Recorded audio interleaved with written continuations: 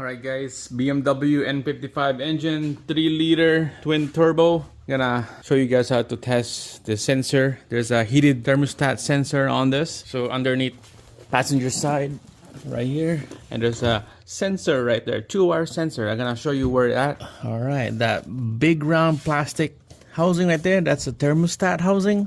Going to the lower rad hose and some other hoses going to the engine, bypass line, and see that 2-wire right there? That's the sensor right there, 2-wire sensor.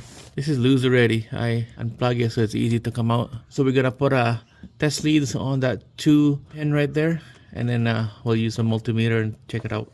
All right, so all you need is a multimeter and a little bit of reading right there.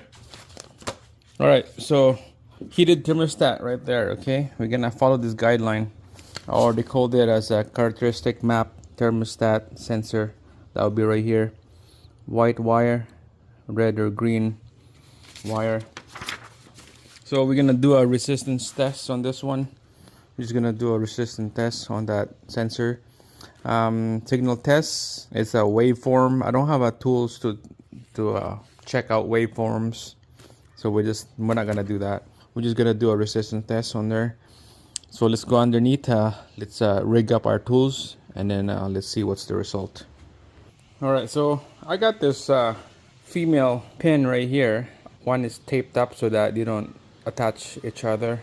I'm gonna put this on those 2 leads on the sensor with the alligator clamp, and then I'm gonna connect that on the red and black multimeter. We'll get a reading on that sensor.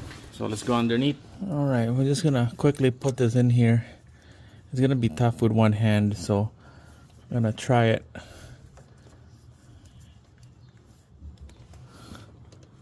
I think that's it. Alright, we get our multimeter leads right here. We'll connect this alligator.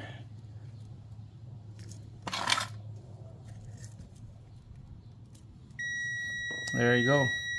So 15.3.2.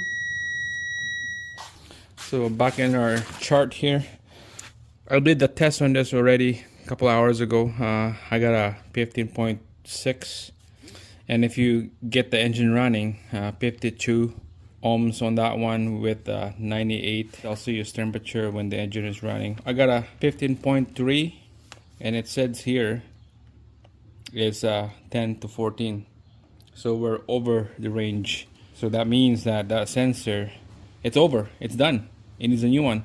So farther down, if you it says here that if the engine came up with that code regards about the sensor on the thermostat, this is what you should do. So make sure the engine is fully warm up. Tap light on that housing, make it jump the resistance. If it makes a noise or glitches on that multimeter signal, if the resistance is not steady or out of range, replace the sensor. And I know you can't get the sensor, you have to get the whole thermostat housing to get with the sensor. So let's go tap that sensor, and let's see if the range jump around, and let's see what kind of number we got. Alright guys, so keep an eye on this multimeter here. I'm gonna go underneath. I'm gonna use this extension socket to just slightly tap on that thermostat housing and see what kind of number we'll see if it jumps around all over the place. Alright, so let's get this thing set up.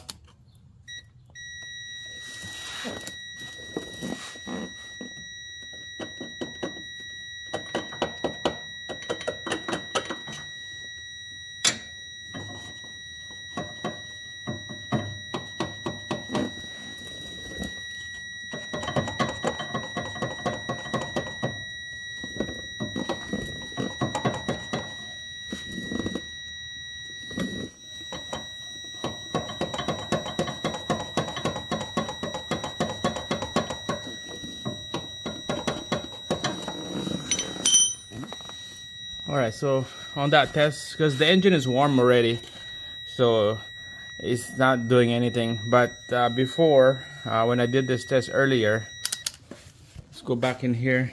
When I did this test earlier, it was jumping around to like 66 or 88 ohms. So it was all over the place. This is when the engine was like on a 75 or 71 Celsius, but now the temperature on this engine is 98 or 91. So it's been running with the regular temperature already. That's why it's not acting up when I was hitting that thermostat housing to act up. But I know in the future here, I know in the fact that we're gonna be changing that whole thermostat housing, but I'm just gonna wait, see if the engine light will come back. We're just gonna go for a test drive and then check for the engine light, see if it come back. You can see that when it was like 15.2 or 15.3, it's out of range, and that's the result right there. That's a red flag right there that the sensor is bad, faulty. So we're just gonna go for a test drive and then come back and see how it goes. Put that connector back into that sensor, drop the vehicle down, and go for a test drive. And like I said, in the future, we'll change that thermostat and put a brand new coolant in and bleed the air out. So, all right, let's go.